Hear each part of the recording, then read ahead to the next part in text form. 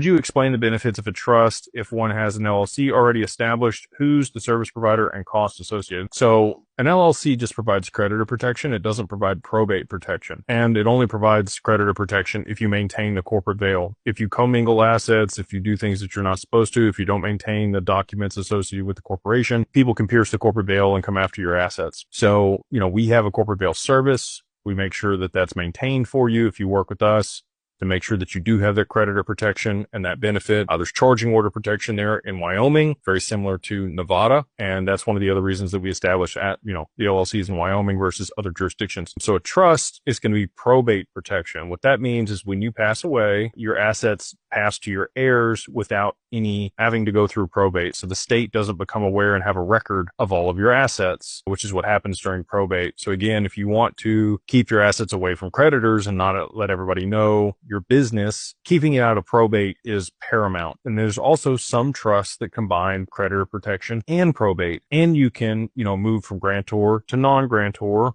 or vice versa, depending on if you gift the assets out of your taxable estate. So trust provides three different things: probate protection, creditor protection, and then also, tax protection, or being able to move it out of your taxable estate, depending on the type of trust and depending on if you want to go ahead and complete that gift. The creditor protection often takes a couple years to season in for a trust. You cannot be in the middle of litigation or divorce or have creditors pursuing you or owe taxes. If you do want to set up an asset protection trust, you're going to have all those things out of the way and not need it. Problem is, most people want to set this stuff up when they need it. They're trying to remove assets or hide assets. Can't do it then. You got to do it before then. It's kind of like insurance or life insurance or health insurance. You want to have that stuff in place before you get sick or before you're in a position where you're going to need it. It's hard to think about that stuff when it's not paramount on the front of your mind. But if you can be proactive and set these things up, you're going to be in a much better position over the long term. So hopefully that provides you a little bit better clarity on what a trust is and the protections it provides and why you may want one.